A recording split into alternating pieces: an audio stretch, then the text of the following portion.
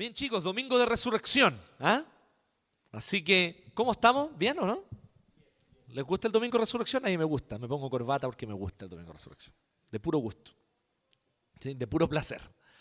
Y nosotros tenemos una costumbre, no sé cuántos de ustedes la conocen, pero es una costumbre entre diversas iglesias cristianas, incluso de distintas tradiciones. La persona que está adelante le dice, sí, el Señor resucitó. Y le responden, verdaderamente ha resucitado, aleluya. ¿Conocían eso? Entonces lo vamos a hacer ahora. El Señor resucitó. Más o menos, ¿eh? No hay mucha felicidad, ¿eh? ¿Cierto? Entonces, ¿están felices que el Señor resucitó, no? Ya la muerte no tiene victoria sobre nosotros, no tiene poder. La muerte para nosotros ahora es un paso nomás, solo algo mejor. Entonces, y eso es gracias a que el Señor resucitó. Así que con gozo digámoslo, el Señor resucitó. Amén, muy bien.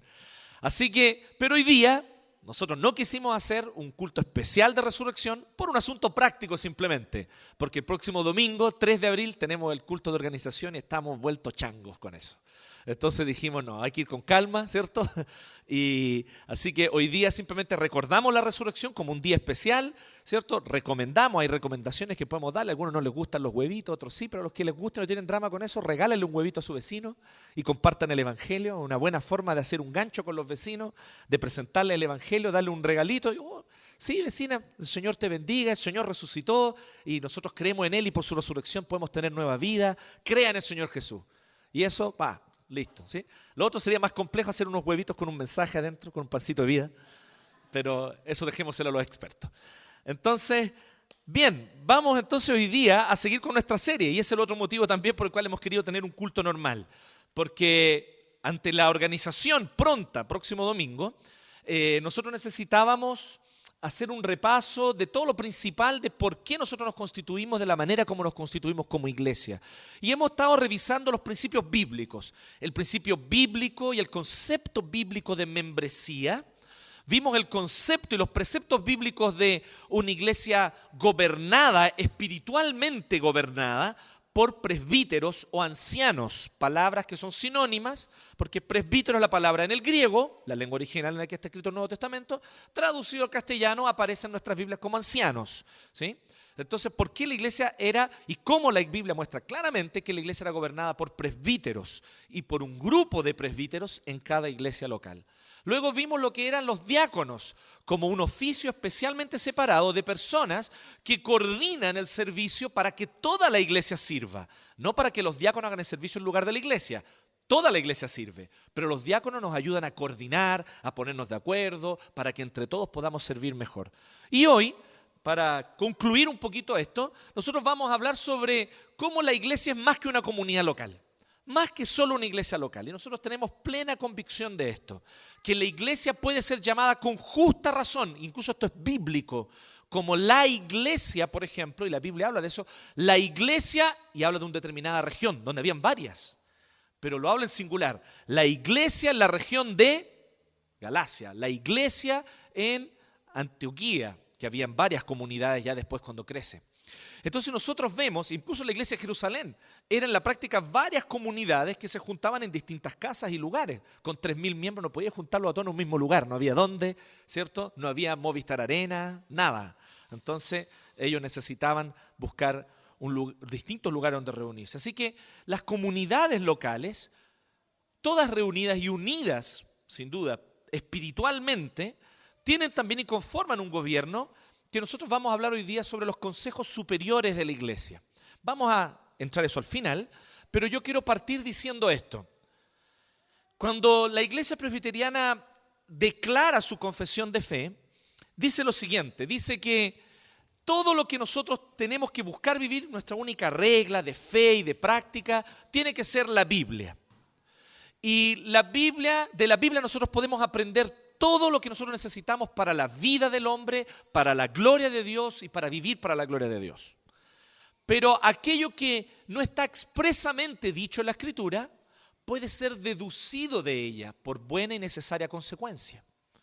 Y además de eso, en la iglesia presbiteriana afirmamos otra cosa, que existen dos aspectos bien específicos y bien claros: el culto al Señor y la forma de gobierno de las iglesias, donde la Biblia no nos da una directriz acabada y completa.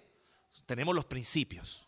Y a partir de esos principios, a la luz de la historia, de la prudencia cristiana, nosotros tenemos que ver la mejor manera de organizar la iglesia. Entonces hoy día vamos a seguir hablando un poquito más sobre la forma de gobierno de la iglesia presbiteriana, pero primero vamos a ir a los principios bíblicos de esta forma de gobierno. Pero vuelvo a decir, son principios, pero cómo nosotros constituimos con detalle la forma de gobierno, eso se va haciendo a partir de los principios, sin embargo también con la luz de la historia cristiana, de la prudencia cristiana y según también cada contexto. Entonces vamos a ver algunas cosas aquí en Hechos 15 y hoy día nosotros vamos a hablar sobre esto. No, eso, gracias. Una gran familia. Nosotros en la iglesia no solo somos una familia de personas, todos adoptados por gracia por el mismo Padre. Todos llamados a nueva vida y hechos nacer de nuevo por el Espíritu de Dios en nuestro corazón. Pero no solamente somos una familia en el sentido personal o individual, que somos familia unos de otros, en el sentido bíblico y espiritual, sino que también somos una gran familia porque también somos una familia de iglesias. Hay iglesias, otras comunidades, tal vez con estilos de culto un poco distintos, tal vez con la manera como se organizan y cómo organizan su actividad de manera distinta, pero somos familia con ellos también. Y podemos estar unidos en un mismo pacto y someternos unos a otros como familia, a pesar de nuestras diversidades. Ni siquiera voy a decir diferencias, porque eso ya suena como un poquito tal vez divisivo en nuestro contexto. Hablemos más bien de diversidad. Hay diversidad en las comunidades locales. Las comunidades locales son distintas. Y eso tú lo puedes ver claramente cuando tú, por ejemplo, visitas alguna iglesia presbiteriana en otro lugar. Algunas personas dicen así: oye, que la iglesia presbiteriana debieran ser todas iguales, que uno debería llegar a cualquier iglesia presbiteriana en cualquier lugar y que todos cantáramos los mismos himnos y tuviéramos la misma liturgia y todo. Pero la verdad es que eso no es así. Los reformadores y los reformados específicamente siempre fueron muy enfáticos en decir que cada comunidad local tenía que tener su propio carácter y su propia personalidad de acuerdo con su contexto y con la gente que la compone. Eso es natural. No tienen que ser las iglesias calcaditas. ¿Por qué no tienen que ser las iglesias calcaditas? Porque no somos una iglesia jerárquica que desde un papa y una cabeza absoluta se den las directrices hacia abajo. Así no es como nosotros creemos que la iglesia funciona. Nosotros creemos que las comunidades locales Cristo las establece en distintos lugares y las levanta. Y esas comunidades locales van constituyendo consejos solo para poder coordinar mejor su trabajo y su misión. Entonces, si nosotros comprendemos esto, va a ver que las iglesias son distintas. Entonces yo le hago una pregunta aquí a alguno. ¿Quién de ustedes ya ha visitado otra iglesia presbiteriana en Santiago? Aparte de Iglesia 1, levante su mano. ¿Se dan cuenta que son distintas o no?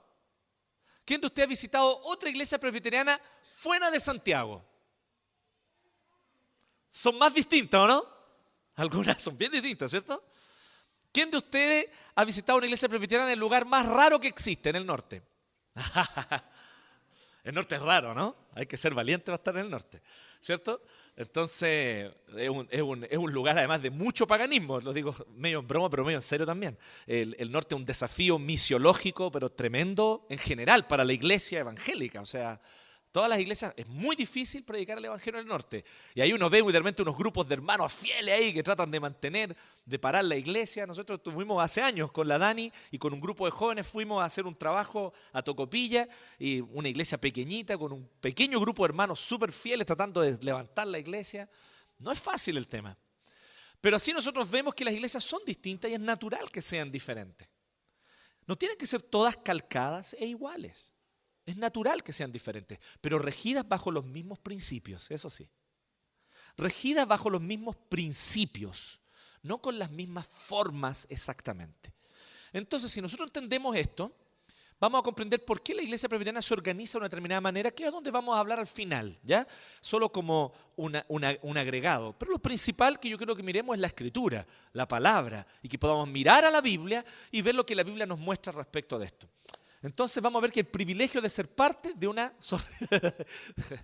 Ahora sí puedo volver. Eso, de ser parte de una federación de iglesias. Federación de iglesias, ¿ya?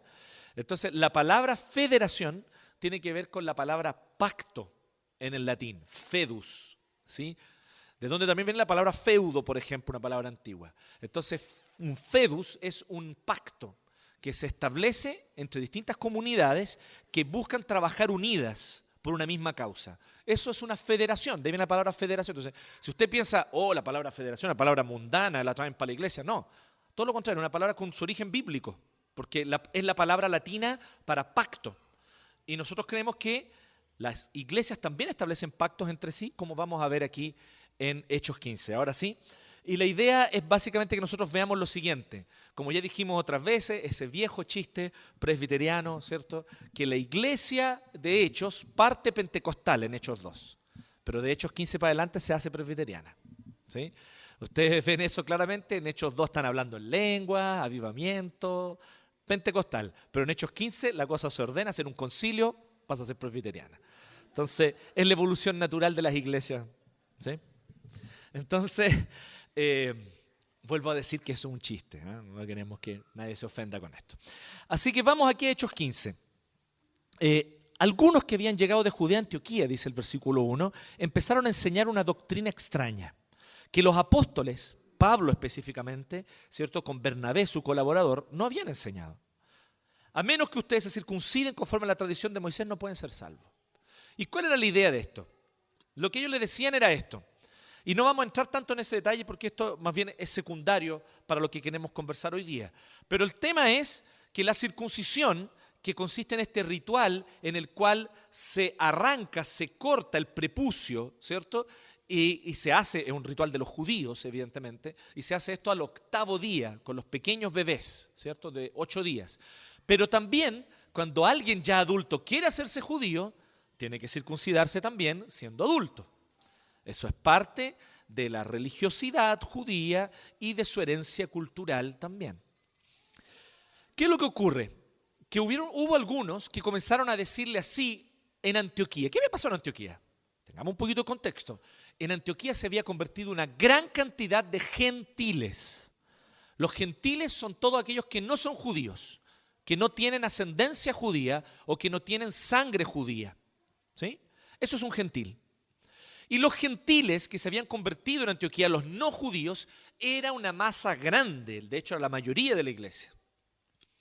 Y todos ellos, habiendo creído en el Señor Jesucristo, habiendo creído en el Evangelio, tenían dones, tenían un desarrollo de su fe normal como cualquier judío que había creído hasta antes de este momento. Hasta antes de este tiempo de la plantación de la iglesia de Antioquía, la mayoría de los cristianos eran judíos que se convertían al cristianismo. Pero ahora nosotros, y después samaritanos, que son una mezcla entre judíos con otros pueblos. Pero aquí nosotros tenemos que en Antioquía es la primera iglesia que ya es casi totalmente gentil, de personas no judías. Entonces llega un grupo allá a enseñar esto. Tienen que circuncidarse, porque ese era el pacto. Dios le dijo a Abraham que por el pacto tenía que circuncidarse, así que ustedes tienen que circuncidarse. Y ellos quedan un poco tambaleando en cuanto a su fe. ¿Deberían realmente circuncidarse o no? Y eso implica varias cosas bien complejas, porque una de las cosas que implicaba esta enseñanza es que ellos tenían que volver a observar los sacramentos del antiguo pacto, que estaban obligados de alguna manera a observar los sacramentos del antiguo pacto.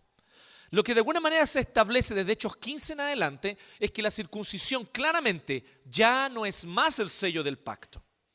Específicamente, ustedes les recomiendo que lean la carta de Pablo a los Gálatas. Allí, en el caso del problema, era en otra iglesia, las iglesias de Galacia, que era una zona de lo que hoy día es Europa, y allí las iglesias de los Gálatas estaban recibiendo esta doctrina también, habían personas que les habían enseñado esto. Y Pablo le escribe una carta diciendo que no tienen que circuncidarse, que no es necesario circuncidarse. Porque esa era una señal del antiguo pacto, que era una sombra, un espejo del pacto que hoy tenemos real y concreto, que es el pacto con Cristo. Y que en este pacto nosotros tenemos ya una señal, es el bautismo. En Colosenses 2 y también en Gálatas, el apóstol Pablo hace la relación del bautismo como la nueva circuncisión. Entonces, si ya hemos sido bautizados, no necesitamos observar aquella antigua señal, ¿cierto? Como decía un amigo ayer, todas estas señales o todas estas prefiguraciones y rituales del Antiguo Testamento tenían un propósito, mostrarnos a Cristo antes que Cristo viniera. Así que no es que no sirvan de nada, eran importantes y cumplieron una función. Pero eran como tener una foto. Y una foto es una foto, po. Tú no ves a la persona y no conoces a la persona. Es una foto. ¿Cómo tú conoces a la persona? Escuchándola hablar, conversando, escuchando sus pensamientos, conociendo sus reacciones. Una persona tiene forma, tiene olor, ¿cierto? Tiene muchas otras cosas, algunas agradables, otras no tanto, pero es distinto una persona y conocer a una persona a analizar una foto. Y lo que está diciendo y lo que establecen los apóstoles es que ahora ya el tiempo de la foto ya pasó. Fue importante la foto. Los rituales del Antiguo Testamento eran la foto. Los corderos que se sacrificaban eran una foto para anunciar el sacrificio de Cristo. Los sacerdotes que se vestían para orar por el pueblo eran una foto para el Antiguo Testamento de representar a Cristo. Hoy día todos tenemos acceso directo a Dios, al Padre, por medio de Cristo. Todos somos sacerdotes y Cristo es el sumo sacerdote de todos nosotros.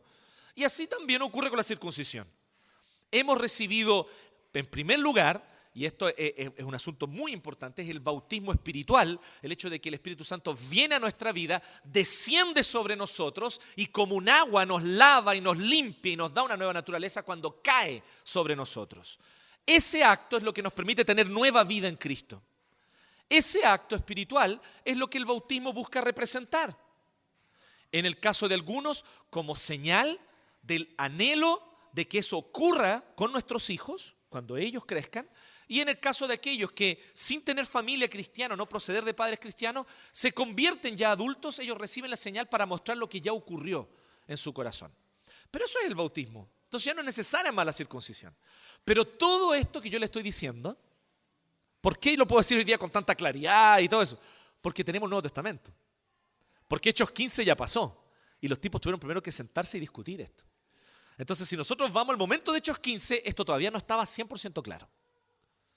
Fue ahí conversando, dialogando y siendo guiados por el Espíritu como un consejo, donde el Señor les mostró lo que quería para la vida de la iglesia y la posición doctrinal y teológica que la iglesia tenía que tener. ¿Queda claro esto? Entonces pongámonos en el lugar de ellos. Surgen las dudas, Pablo y Bernabé están claros que eso no tiene nada que ver, pero ellos toman una decisión. No lo tratemos aquí en Antioquía. Esto no es un problema solo nuestro. Esto tienen que definirlo las autoridades de la iglesia para las demás comunidades locales.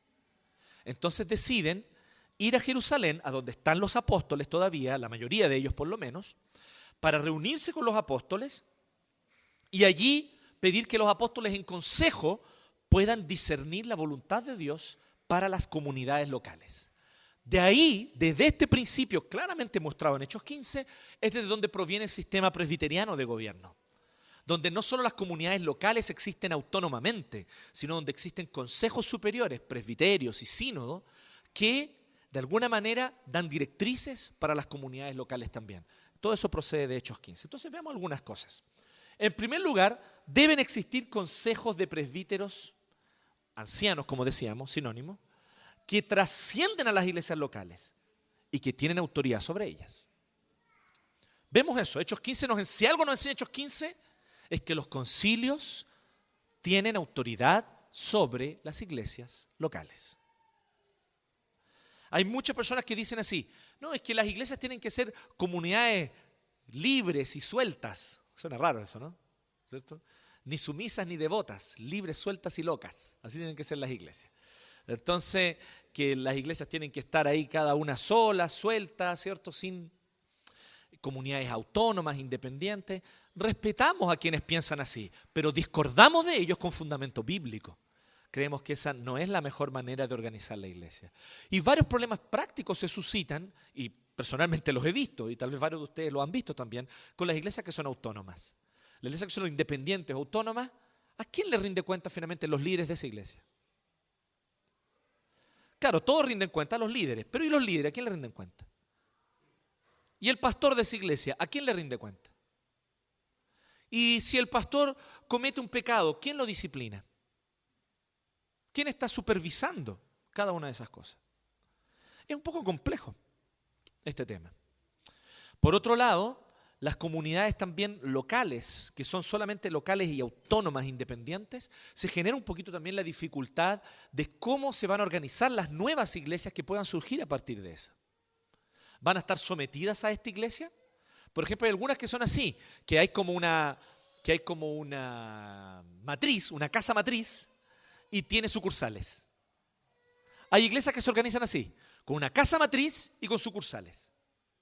Pero nuevamente es curioso porque esta casa matriz es una iglesia, es una comunidad local que tendría autoridad sobre otras comunidades locales que son las comunidades hijas de ellas. Y de alguna manera, ¿a quién nuevamente rinden cuenta? Los líderes de la casa matriz. Volvemos al mismo problema. ¿A quién rinden cuenta? El obispo de la casa matriz. ¿Cierto? Ellos generalmente, en este tipo de comunidades, generalmente, a la autoridad máxima le terminan dando un título como si fuera un título distinto a presbítero o a pastor, que vimos que bíblicamente no es así, que es obispo. Como si eso fuera a ser como la madre nodriza de los pastores, ¿no? Están los pastores y está el nodrizo, ¿cierto? Que es el obispo. Entonces, esa idea no es la idea probablemente que la Biblia nos muestra. La Biblia nos muestra como sinónimos, obispo, presbítero, pastor, son sinónimos. Entonces, pero el problema es que cuando se organiza, ¿a quién rinde cuenta? Los líderes de esa casa matriz. Volvemos al mismo problema de nuevo. Entonces es un poco complejo también el tema. Aquí, ¿qué es lo que nosotros vemos? Que las comunidades locales van a conversar y van a pedir orientación a los líderes, que son los apóstoles que están en Jerusalén. Pero los apóstoles hacen algo súper interesante. Los apóstoles llaman a los ancianos y junto con los ancianos toman la decisión. Eso no es de una importancia menor. Porque efectivamente los apóstoles eran un ministerio que duró durante un tiempo. Era un ministerio que iba a caducar, que estaba diseñado por Cristo para durar durante un tiempo y después acabar. ¿Y cuál era la principal función del ministerio apostólico? Y junto con los apóstoles, ministerio profético en la primera iglesia, la iglesia primitiva. Traer la palabra de Dios porque aún no estaba escrito el Nuevo Testamento. Entonces Dios levantaba profetas en las comunidades locales que exhortaban a la iglesia. El Espíritu Santo les daba revelación, pero la revelación que nosotros y las instrucciones que vemos en el Nuevo Testamento eran esas instrucciones. Solo que Dios tenía que levantar profetas porque el Nuevo Testamento no estaba escrito. Lo mismo ocurría con los apóstoles. Los apóstoles eran por medio de quienes fue escrito, de hecho, gran parte del Nuevo Testamento. Y por medio de quienes se evaluaba la doctrina que venía del Espíritu Santo y las doctrinas que no, que eran extrañas. Los apóstoles eran los que de alguna manera marcaban la ortodoxia en la iglesia. Entonces, en este tiempo donde aún habían apóstoles y profetas, porque el Nuevo Testamento no estaba completo y no estaba escrito todavía, tuvieron que ir a donde los apóstoles. Pero los apóstoles, ¿qué hacen? Invitan a los ancianos. Se reúnen con los ancianos. Entonces, lo primero que nosotros vemos ahí en el 1 y 2 es esto. Dice que esto provocó un altercado, un serio debate, dice el versículo 2. ¿Y qué hicieron? Entonces se decidió que Pablo y Bernabé y algunos otros creyentes subieran a Jerusalén para tratar este asunto con los apóstoles y los ancianos. Como que ellos ya tenían la idea de que los ancianos tenían que estar presentes allí también. Interesante esto. Porque eran quienes iban a suceder a los apóstoles en la autoridad y en el gobierno de la iglesia. Pero miren el 6. El 6 dice entonces que ellos llegaron a Jerusalén, plantearon este asunto nuevamente y ahí ¿qué ocurre? Los apóstoles y los ancianos se reunieron. No dice que se reunió toda la asamblea de los creyentes.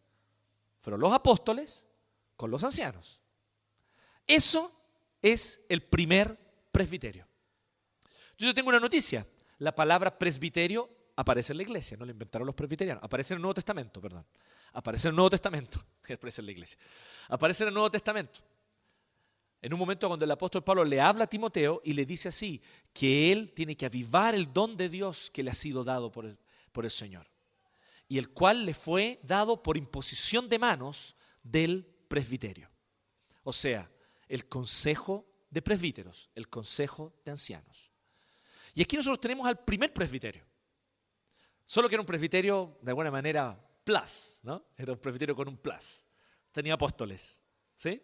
Entonces, pero también podemos decir otra cosa. ¿Pero por qué tenía apóstoles? Porque no tenía el Nuevo Testamento. Nosotros lo tenemos. ¿Se fijan? Entonces tampoco piensan así como, oh, pobrecitos nuestros presbiterios. ¿Quién nos orienta? La palabra, el Nuevo Testamento. Está ahí. Entonces no tenemos a los apóstoles físicamente, pero tenemos la enseñanza apostólica en el Nuevo Testamento. Entonces, lo interesante es que aquí hay un primer principio. Deben existir consejos superiores. Hechos 15, si algo nos enseña, es que deben existir consejos superiores. Entonces algunos dicen así, ya está bien que haya consejos superiores, está bien que las iglesias se reúnan y que hagan una confraternidad, pero solo para confraternizar. Algunos hermanos nuestros, a quienes amamos y estimamos muchísimo, de otras denominaciones, piensan esto. El Concilio de Jerusalén no simplemente confraternizó, el Concilio de Jerusalén tomó una decisión y esa decisión fue autoritativa para las iglesias. No fue simplemente, oye, confraternicemos y después cada uno vuelve a su comunidad y allá verán cómo las cosas resultan. Pues el Señor guía cada comunidad local nomás. No. Otra convicción que ellos tuvieron, que cuando se reunieron para tomar una decisión para las demás comunidades locales, el Espíritu Santo los guió. Hablemos un poquito más sobre eso, por favor. En segundo lugar, los consejos superiores tienen autoridad para definir asuntos de doctrina y de principios generales para la vida de las iglesias. ¿Pero bajo qué? Bajo la autoridad final de la Escritura. Y esto nosotros ya lo vemos en el primer concilio. Primero estaban los apóstoles, que recibían revelación directa del Espíritu Santo. Al no haber Nuevo Testamento, ¿cierto? Ellos eran la muleta mientras no había Nuevo Testamento. ¿Sí? Yo sé que puede ser un poquito, ¿cierto?, como despectivo, pero de alguna manera a mí me preocupa cuando de repente como que sobrevaloramos también el ministerio de los apóstoles, así como, ay, era tan maravilloso tener apóstoles. La verdad es que los apóstoles eran la muleta mientras no estaba el Nuevo Testamento. ¿Sí? Entonces, mientras no había Nuevo Testamento estaba una muleta, los apóstoles, que recibían revelación directa del Espíritu Santo. ¿Y qué es lo que ocurre? Pero además, incluso los mismos apóstoles citan el Antiguo Testamento. Y dicen, aquí se cumple lo que dice la Escritura. Aquí vemos una dirección clara de la Escritura. Entonces, todo esto en conjunto, mientras van conversando, se va tomando decisiones importantes para la iglesia. Proverbios dice que en la multitud de consejos está la victoria. Esa es la convicción que nosotros tenemos. Que si Cristo ha de ser el único y exaltado rey de la iglesia, entonces la iglesia debe estar gobernada por consejos. Esa es la manera de garantizar que Cristo se mantenga como el único e incuestionado rey de la iglesia. ¿Por qué? Porque en un consejo, en posición de igualdad todos, los presbíteros ahí son iguales, conversan, dialogan, ven a la luz de la Escritura, oran, a veces incluso ayunan juntos para buscar la voluntad del Señor y entonces el Señor va mostrando al consejo lo que Él quiere hacer. Hay una frase que a mí me gusta mucho, como pastor presbiteriano, que es que ser un buen presbiteriano es saber ser un voto vencido. ¿Qué significa esto? Uno está muchas veces en la asamblea de presbiterio con los demás presbíteros reunidos, donde están los representantes de cada iglesia de Santiago, por ejemplo, después vamos a hablar sobre eso. Y muchas veces uno plantea, defiende sus ideas, a veces, algunos, depende de nuestra personalidad, con más vehemencia que otros.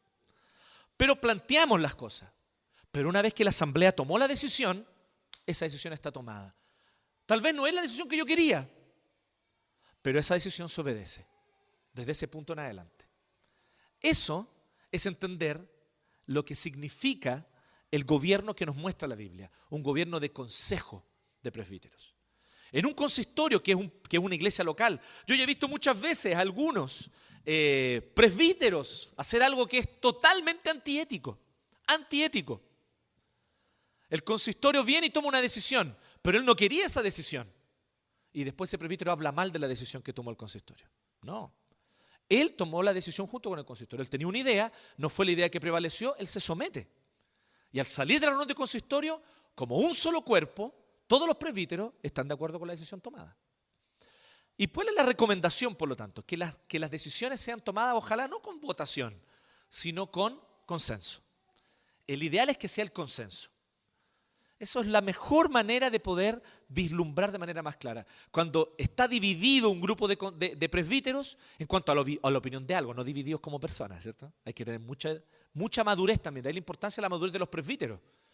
Diferencia de opinión no es diferencia personal. Es súper importante esto. Pero cuando hay una diferencia de opinión y están divididos en cuanto a una opinión, muchas veces lo mejor es esperar. No estamos listos para esa decisión todavía. ¿Saben qué? Esperemos un poquito, sigamos orando, estudiemos el tema y tomemos esta decisión más adelante. Esa es la mejor manera de resolver algo, a no ser que sea algo urgente, es la mejor manera. Pero si está difícil el acuerdo y más encima hay urgencia, como último recurso va a haber que recurrir al voto. ¿Sí? Pero la idea es tratar de evitar a eso y llegar siempre a los consensos. Es la mejor manera. Entonces, en todo esto nosotros, ¿qué es lo que vemos? Un montón de consejos de la Escritura.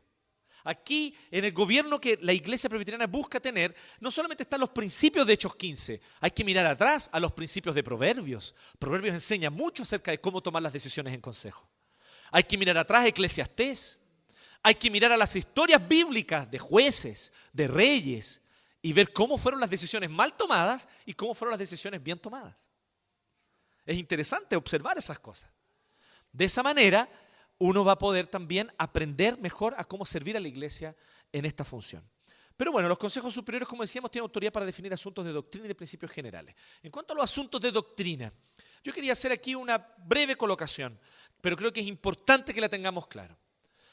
Las iglesias reformadas, específicamente de Escocia, Inglaterra, de Gran Bretaña, se reunieron en el siglo XVII justamente para ponerse de acuerdo en sus principios de doctrina. Elaboraron, por lo tanto, 33 capítulos con 33 temas de doctrina. Esta confesión de fe se llama y es conocida como Confesión de Fe de Westminster, o simplemente Confesión de Fe de la Iglesia Presbiteriana. De Westminster porque en el lugar donde tomaron la decisión y donde se reunieron fue en la abadía de Westminster. Y allí se reunieron por 5 años. Una breve decisión, ¿no? Se reunieron de 1643 a 1648. No todo el tiempo. Se juntaban 2 o 3 meses, después volvían a sus ministerios y al semestre siguiente se volvían a juntar por un mes más, decidían algunas cosas, avanzaban un poquito, después volvían. 5 años estuvieron en eso. Es la maravilla del gobierno presbiteriano, ¿cierto? ¿Ustedes conocen los Ents? ¿Se acuerdan del Señor de los Anillos, los Ents? Eso es un presbiterio, los Ents, ¿sí? Entonces, ¿por qué hacer las cosas rápido si las podemos hacer lento? ¿Cierto? Entonces, eso. Pero cuando hay que ir a la guerra, vamos a la guerra. Eso también es igual que los Ents. Entonces, ¿qué es lo que nosotros vemos de lo que ocurre allí? Hay una decisión doctrinal muy importante. ¿Y qué es lo maravilloso de esa confesión de fe de Westminster? La primera cosa es que la confesión de fe de Westminster conecta a las iglesias reformadas, de donde procedemos nosotros, porque ahí estaba la iglesia de Escocia, la cual a su vez plantó la iglesia presbiteriana en Estados Unidos, adoptando los mismos principios, los cuales a su vez enviaron a los misioneros que plantaron nuestra iglesia aquí en Chile con los mismos principios, la confesión de fe de Westminster. Y algunos dicen así, ¿debo obedecer a la confesión o debo obedecer a la Biblia? Qué disyuntiva, ¿no? Falsa disyuntiva. La Biblia es la única regla de fe y práctica. La confesión de fe es la expresión y la comprensión que tenemos de los principios bíblicos. Es claro que la norma de normas es la Biblia. La norma superior, la norma de toda norma es la Biblia. Y la confesión de fe es la norma normada. Porque la Biblia está sobre ella y la Biblia norma a la confesión. ¿Se entiende esto? Y hay otro detalle más. Aquí, para aquellos de ustedes que les gustan las delicias teológicas. En la Biblia, la inspiración es total. El Espíritu Santo inspiró a los hombres para escribir esto. La confesión de fe no es inspirada por el Espíritu Santo. El Espíritu Santo los guió y los iluminó, pero no inspiró. La inspiración es un acto sobrenatural y único solo de los libros bíblicos. ¿Y qué es lo que ocurre? El Espíritu Santo vino y guió las decisiones que cada autor bíblico tomó de lo que iba a escribir, incluso palabra por palabra. Es lo que llamamos inspiración plenaria y verbal. Solo la Biblia tiene esa característica. La confesión de fe, por lo tanto, nosotros suscribimos y somos leales a la confesión, pero ¿en qué sentido? Como doctrina, no palabra por palabra. Porque a la confesión de fe el Espíritu Santo no la inspiró. Y la confesión de fe no está inspirada plenaria y verbalmente, menos aún. Entonces, no es que cada palabrita de la confesión deba ser obedecida como está escrita ahí. No es que cada frase como quedó construida tiene que ser obedecida. En la Biblia sí. En la Biblia yo tengo que prestar atención a cada frase y a cada palabra, porque todo ahí fue inspirado por el Espíritu Santo. Podemos decirlo de otra manera. La Biblia es la palabra de Dios. La confesión de fe contiene la palabra. ¿Se capta la diferencia? La confesión de fe contiene la palabra. Entonces, ¿yo cómo leo la confesión de fe?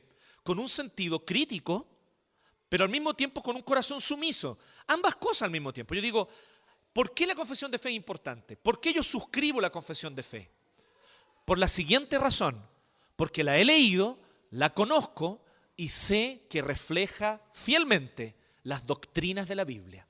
Pero en cuanto a doctrinas, no palabrita por palabrita ni frase por frase, en cuanto a doctrinas. Entonces, vamos a dar un ejemplo aquí aleatorio. El día del Señor. No sé por qué se me ocurre eso. Entonces, la persona dice, ¿cómo debo obedecer el día del Señor? Bueno, de acuerdo con las enseñanzas que la Escritura nos muestra y de acuerdo a cómo nosotros comprendemos la Escritura. La confesión de fe nos indica claramente un camino y es clara en esto. El día del Señor no es un mandamiento de segunda categoría. Para mucha gente y para otros evangélicos incluso eso, ¿no? Creen que el cuarto mandamiento es como donde Moisés se cayó, ¿no? Ahí se cayó Moisés y se le cayó. El cuarto mandamiento fue un chiripazo en realidad. Los otros son importantes. No adulterarás, no decir falso testimonio. No, nosotros no estamos de acuerdo con eso. El cuarto mandamiento, guardar el día del Señor, es tan serio como los demás. Pero ¿qué significa guardar el día del Señor? ¿Qué significa cuando una actividad que puede ser tal vez una actividad de entretención mundana según algunos, pero es el tiempo que yo dedico para estar con mi familia y con mis hijos, para mostrarles amor, sobre todo cuando he tenido una semana tremendamente ocupada? ¿No estoy acaso ahí cumpliendo el día del Señor justamente?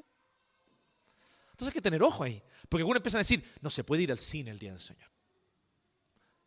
No se puede ir al mall el día del Señor. No se puede. Yo les voy a decir algo, y Priscila puede dar testimonio de eso. En mi casa, y yo jamás he impuesto esto, y todos los líderes pueden dar fe de eso, yo jamás he dicho que esto tienen que hacer los demás. Pero en mi casa, para mí, para mi familia, no hay tele el día del Señor. Pero yo no puedo imponerte esa visión a ti. Eso tiene que ir conmigo, con mi casa y con mi familia. Es una decisión que yo tomé y esa es mi esfera de autoridad. Yo no puedo imponértela a ti. Es que es una entretención mundana. Entonces, la razón es porque yo he decidido sacar del día del Señor no cosas que son pecados, porque es el otro error, ¿eh? La gente piensa que esas cosas no se hacen porque son pecados. Yo no digo eso. No es pecado ver tele, claro que no. Pero personalmente me distrae de disfrutar mejor el día del Señor en adorarle. Eso es.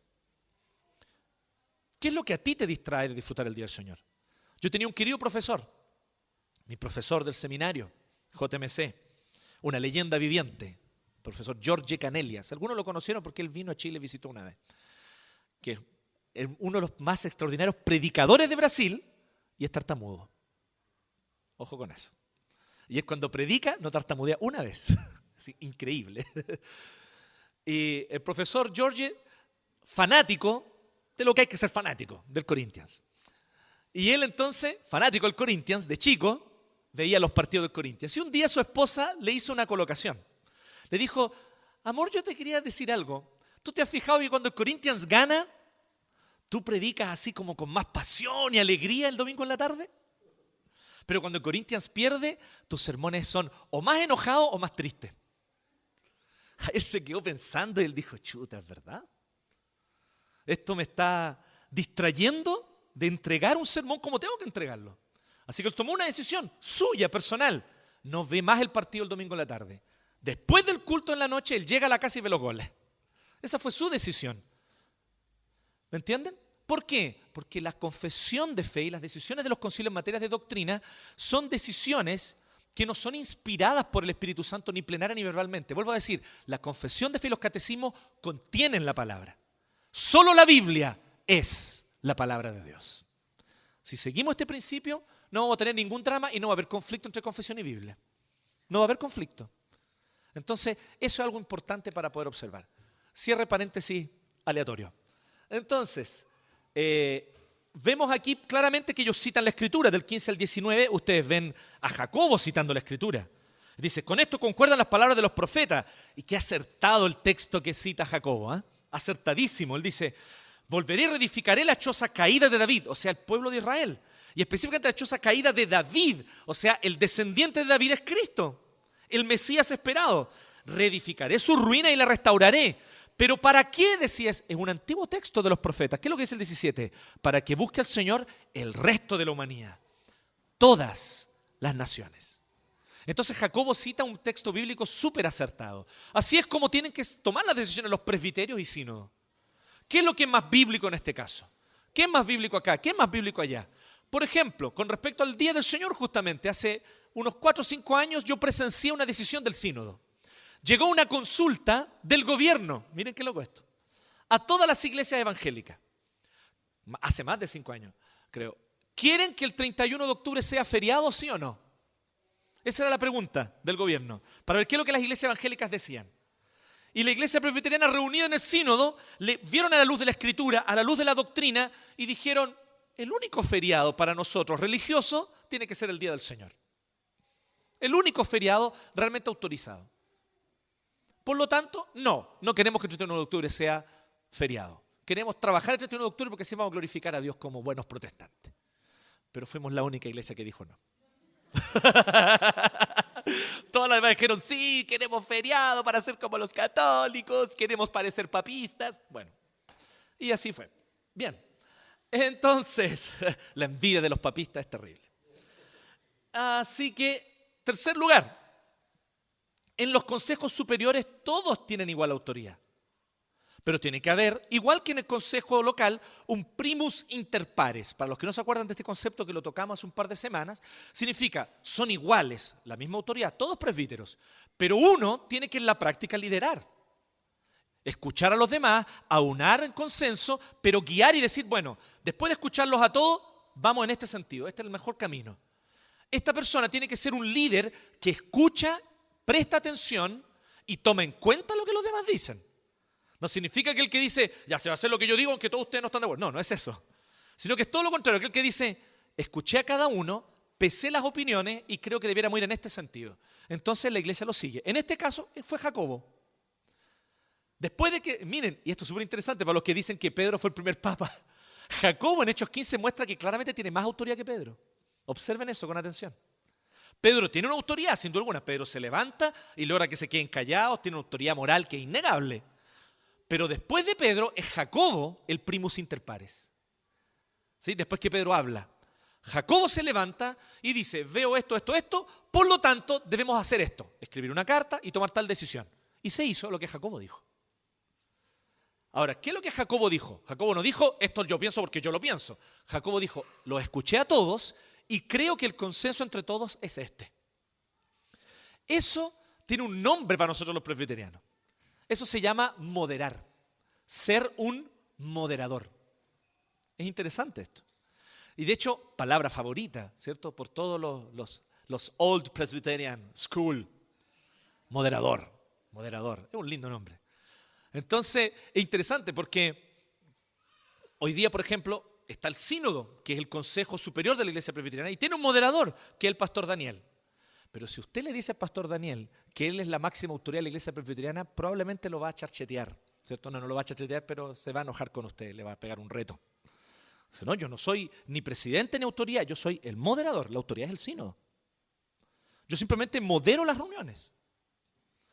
Eso nosotros vemos que ocurre aquí con Jacobo. ¿Se fijan? Entonces, ¿por qué estoy diciendo esto? Para que no crean que es como arbitrario, ¿no? Hoy la iglesia presbiteriana hace estas cosas porque sí. No, hay un sentido bíblico. Entonces, es lo que vemos en el caso de Jacobo. Y en cuarto y último lugar, por favor, Jano. Las decisiones de los consejos superiores que están sometidas a la palabra de Dios, ojo con eso. Si un concilio se reúne y dice así, bueno, creo que debiéramos nosotros celebrar la Inmaculada Concepción de María, como de hecho ocurrió en el siglo XIX. Estáis locos, esa decisión no es bíblica, no la vamos a obedecer, pero ni loco. No solamente no es bíblica, es antibíblica. ¿Sí? No estamos hablando de eso, estamos hablando de decisiones que están dentro del marco de la palabra, que no contradicen las doctrinas de la Escritura, que no van contra la palabra de Dios. Entonces, las decisiones de los consejos superiores que están sometidas a la palabra de Dios son la voz de Dios para las iglesias. Observe el versículo 28, si usted está con su Biblia. Si usted está con su Biblia y quiere ser un buen presbiteriano, va a subrayar este versículo. Todo presbiteriano tiene subrayado este versículo en su Biblia. Nos pareció bien al Espíritu Santo y a nosotros. Esto es súper interesante porque el presbiteriano tiene una paradoja muy loca que yo veo que es bíblica, que es la siguiente. Nos sometemos a las decisiones de los consejos superiores. Somos de verdad incluso muy sumisos en esto. Sumiso y obediente. El consejo superior dijo, eso se hace. ¿Pero por qué? Porque en el Consejo Superior estamos todos representados. No es una autoridad jerárquica. No hubo un papa que nos nombró presbíteros a nosotros. Nosotros mismos los escogimos. ¿Sí o no? Entonces, cuando un consistorio en una iglesia local toma una decisión, ¿cuál es su deber como miembro? Obedecer esa decisión. ¿Usted cree que la decisión no fue la mejor tomada? Acérquese a un presbítero y plantéele sus posturas, su punto de vista, y tal vez el consistorio podrá revisar la decisión y mejorarla. Si nadie está diciendo que las decisiones sean perfectas, no estamos diciendo eso. Pero mientras el consistorio tomó una decisión, nosotros obedecemos. Entonces, muy curiosa la paradoja, porque el presbiteriano parece, por un lado, un tipo muy rebelde contra la tiranía, y de hecho lo somos súper rebeldes contra la tiranía, históricamente, ¿sí? Donde hubo alguna revolución, Inglaterra, Escocia, Estados Unidos, están los presbiterianos medio ahí, ¿sí? Y estaban llevando las armas y oponiéndose a la tiranía. Eso es histórico.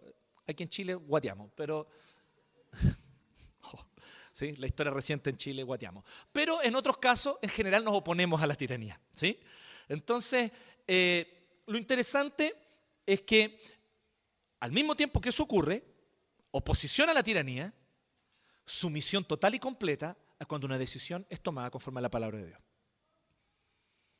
Entonces algunos dicen, qué raro esto, ¿no? Los presbiterianos parecen por un lado como tan obedientes a los consejos y por otro lado parecen los locos tan rebeldes. Bueno, esa paradoja de alguna manera caracteriza lo que nosotros vemos en la Biblia. Si alguien tiranamente toma una decisión para obligarnos a ir contra la palabra, tenga por certeza que lo desobedeceremos. E incluso nos pondremos a pensar en la posibilidad de derrocarlo. Pero si alguien, especialmente un consejo en la iglesia, guiados por la palabra de Dios o dentro del marco de la palabra, porque hay muchas decisiones que son muy puntuales, específicas, la Biblia no te da instrucciones directas, pero si está dentro del marco de la palabra, toma una decisión, entonces ¿qué es lo que hacemos? Nos sometemos gozosamente a seguir lo que la Biblia dice, sin bypasseo, sin tratar de, es que no me gustó la decisión que ellos tomaron, voy a hacer una decisión paralela yo. No, eso es totalmente antipresbiteriano, esos bypasseos no existen. Nosotros entendemos lo que dice el versículo 28. Nos pareció bien al Espíritu Santo, que es Dios, y a nosotros.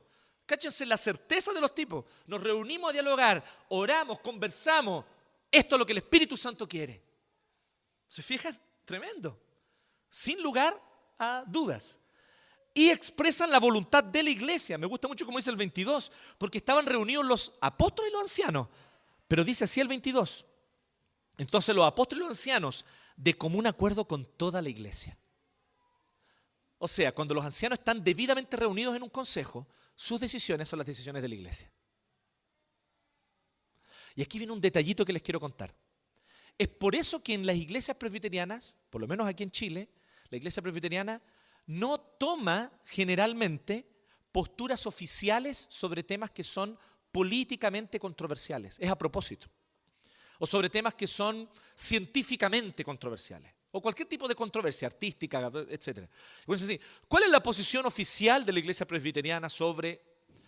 No, la iglesia presbiteriana no tiene una posición oficial sobre eso. La iglesia presbiteriana tiene una doctrina a la cual se ciñe y enseña. Y eso es lo que nosotros enseñamos. Pero creemos que cada persona y cada miembro debe tomar su decisión. ¿Cuál es la posición oficial de la iglesia? Bueno, a mí me preguntaron, ¿no? Sobre la candidatura de Ricardo Lagos. No hay posición y tiene que no haberla, ojalá nunca la haya. Tiene que haber enseñanza de la doctrina, una posición clara bíblica sobre los principios bíblicos y cada miembro toma la decisión en la urna al momento de votar. Entonces, estas son cosas que nosotros tenemos que considerar, que tenemos nosotros que tener claro. Justamente por lo delicado que son las decisiones de los consejos superiores no deben tomar decisiones sobre todo y cualquier cosa. Deben tomar decisiones con mucho temor y temblor. Algunas decisiones, solo las más generales y como principios. Hay que ser muy temeroso del Señor en eso. Otra razón más por la cual la importancia de la madurez de los presbíteros. ¿Sí? Bien, entonces, a partir de estos principios, quiero mostrarles rápidamente cómo se compone la iglesia presbiteriana. Los principios bíblicos ya los vimos, ¿cierto? Nos dan el marco. Dentro de ese marco, ¿cómo la iglesia presbiteriana se compone? Básicamente así. Está la iglesia, pero la iglesia es gobernada localmente por un consistorio. ¿Qué es un consistorio? Un consejo local de presbíteros. El próximo domingo vamos a escoger nuestro primer consistorio de Iglesia 1. ¿Los pone contentos, no? Solo a mí me pone contento porque soy un ñoño presbiteriano. Soy un presbiñoño. Entonces, me pone contento. El primer consistorio que vamos a tener en la iglesia. Un consejo de ancianos que gobierna la iglesia. Con temor y temblor, pero que la gobierna. Entonces, iglesia con un consistorio. Pero hay más de una iglesia, muchas veces. Por ejemplo, hasta la tercera, gracias. Está justo la tercera, no está. Primera, segunda y la cuarta, nos saltamos. Entonces, entonces, después les explico ese chiste. Si alguno quiere saber, después les cuento. Pero hay distintas iglesias. Entonces, por ejemplo, aquí, iglesia 1 en el centro. La primera iglesia, que son dueños de un templo maravilloso que nos prestan los domingos en la tarde por mientras. Entonces, ellos que nos prestan ese templo, ¿cierto? ¿Por qué se ríen si no dije ni un chiste? ¿Cuál es el chiste? Entonces, ese templo que nos prestan, ¿cierto?, los domingos en la tarde, pertenece a una iglesia que es la primera iglesia presbiteriana, no es nuestro. Ellos nos prestan ese lugar para que podamos reunirnos ahí. Entonces, es muy curioso porque en un mismo templo se juntan dos iglesias presbiterianas. En la mañana la primera y en la tarde lo que vamos a hacer, la duodécima. ¿Sí? Pero ¿qué es la iglesia? No es el templo. Recuerden eso ya lo vimos en el primer mensaje. La iglesia no es el templo. La iglesia es la comunidad local organizada con un consistorio. Ellos son una iglesia, nosotros somos otra. Distintas, pero hermanas. ¿Y dónde estamos hermanados? Específicamente en el presbiterio. El presbiterio es donde de cada iglesia, se puede apretar 3 veces, 1, 2, 3, gracias. De cada iglesia, un presbítero va como representante. Y además, todos los pastores de esa jurisdicción. Alguien me preguntaba sobre cómo estaba compuesta la iglesia presbiteriana. Así es como está de alguna manera hacia arriba.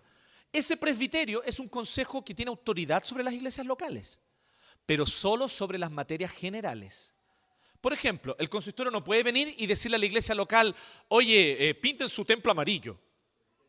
El presbiterio no puede venir y decirle a una iglesia local, pinten su templo amarillo. Esa es una decisión que el consistorio toma en su iglesia local. Pero supongamos que el consistorio toma la decisión de pintar, o el consistorio pinta el templo verde. Pero el pastor lo pintó, aunque todos los demás presbíteros lo querían amarillo. Y le dice, pastor, usted no puede hacer las cosas solo. La mayoría de los presbíteros dijo amarillo y usted igual lo pintó verde. Usted está en desobediencia. Puede disciplinarlo o suspenderlo incluso. O a veces simplemente amonestarlo. Depende de la gravedad y del nivel de porfía también, ¿no? Cuando uno está muy porfiado hay que disciplinarlo. Cuando no tanto, a veces una amonestación basta. Entonces, como sea, el presbiterio ahí puede intervenir. En ese caso, ¿se entiende? Porque no se respetó una dinámica interna. Pero si todo está haciéndose en la iglesia local de acuerdo con la dinámica interna que debe ser, el presbiterio solo va a dar directrices generales como para coordinar las iglesias. Entonces, por ejemplo, ahora al final, la Karime, está por ahí, ahí está la Karime, nos va a dar un aviso. Y ella va a hablar sobre la reunión presbiterial de jóvenes, ¿cierto, Karime? Nos va a contar después al final. ¿Qué es eso? De todas las iglesias de Santiago y Litoral Central, conformamos un presbiterio que se llama Presbiterio Centro. Y todos los jóvenes de esas iglesias hacen 3 o 4 veces al año encuentros. Se juntan, comparten, tienen un tema, alaban al Señor y encuentran pololo y polola. Está bien, hermoso. ¿Sí? Es lo que el Señor quiere, es la voluntad de Dios para sus vidas. No los busquen fuera, en otros lugares, búsquenlo ahí. Entonces, ahí, por ejemplo, cómo se organiza. Pero, ¿qué ocurre? Tenemos el presbiterio, ¿cierto? Ahora, esa del otro lado, chiquitito. Pero hay más presbiterios, por ejemplo, en Chile hay 5. Un presbiterio norte, un presbiterio quinta región, un presbiterio centro-sur, donde están las iglesias desde Rancagua hasta Parral, un presbiterio sur, donde están las iglesias desde Chillán hasta Puerto Montt. Entonces, los presbiterios van por jurisdicción geográfica por un asunto práctico, simplemente. Pero cuando tú tienes más de un presbiterio, ¿qué es lo que entonces se conforma? Un sínodo, donde también de cada presbiterio se envían 3 pastores y 3 presbíteros regentes, ¿sí? O sea, 3 presbíteros docentes, 3 presbíteros regentes. Y se conforma entonces un sínodo. Aquí yo muestro 3 como un ejemplo. En la Iglesia Presbiteriana de Chile son 5 los presbiterios. ¿Ya? ¿Qué significa que seamos 5 presbiterios? Y con esto yo quiero terminar. Significa que no hemos hecho nuestra pega. La Iglesia Presbiteriana de Chile existe y está presente en Chile desde 1868. Y desde ese tiempo hasta ahora son 30 iglesias en todo el país. Entonces, por un lado, podemos jactarnos de ser la primera iglesia evangélica que hablaba castellano en Chile. porque antes había los luteranos hablando en alemán y los anglicanos en inglés. Pero la primera que habló castellano y que hizo culto en castellano fuimos nosotros. Podemos jactarnos de eso, pero la verdad es que debemos sentir vergüenza. Porque siendo la primera iglesia evangélica que empezó a predicar en castellano, somos probablemente la más chica del país. Y yo no quiero decir que el tamaño de la iglesia muestra el poder. No estoy diciendo eso. Lo que estoy diciendo es que no hemos hecho la pega de plantar iglesias, aunque sean comunidades pequeñas. Pero no hemos plantado iglesias. Y ese desafío lo estamos buscando asumir. Yo tuve la oportunidad de criarme en una iglesia, que fue la Iglesia Presbiteriana de Brasil, hasta los 8 años, donde eran más de 300 presbiterios, hoy día 400 presbiterios. ¿Sí? ¿Por qué? Por el celo por diseminar el Evangelio de Cristo. Ese celo, queridos amigos y hermanos, yo tengo también que contarles, les voy a contar una buena noticia. A mi modo de ver, especialmente los que hemos conocido la iglesia de muchos años, en los 80, en los 90, hoy día estamos viviendo tiempos privilegiados. Hoy día hay un celo evangelístico mayor en nuestra iglesia presbiteriana y eso es bueno. Pero eso tiene que aumentar aún más. Eso tiene que despertarse aún más en nosotros. Y yo quiero invitar a cada uno de ustedes, especialmente a aquellos de ustedes que vienen de contextos pentecostales. ¿Quién aquí viene de una iglesia pentecostal antes de venir aquí? ¿Participó en alguna? Los necesitamos a ustedes. Porque ustedes nos enseñan a vivir el evangelio con pasión. Porque ustedes nos van a enseñar a vivir el evangelio con entrega. Entonces, por favor, no se presbiterianicen en eso. Manténganse pentecostal y contágenos ustedes a nosotros. Porque de verdad necesitamos eso. Ustedes tienen una responsabilidad. No les quiero pasar la pelota a ustedes, pero de verdad les digo, tienen una responsabilidad de orar por nosotros, de animarnos y de darnos ejemplos de entrega y de celo y de pasión por el evangelio. Entonces, ¿para qué? No porque queremos ser más estructuras para tener más presbiterio porque se ve bonito, no, es por diseminar el evangelio, eso es todo. Nuestro único objetivo es que el evangelio de Cristo se difunda y que el reino de Dios se extienda para la gloria del Señor y para la alegría de su pueblo. Y eso lo hemos hecho poco, históricamente. Estamos despertando hace 15, 20 años. Mi anhelo es que ese movimiento siga y crezca cada vez más. Y ustedes tienen un papel protagónico en esto también. Así que los invitamos a unirse a esta causa. ¿Bien? Oremos. Gracias te damos.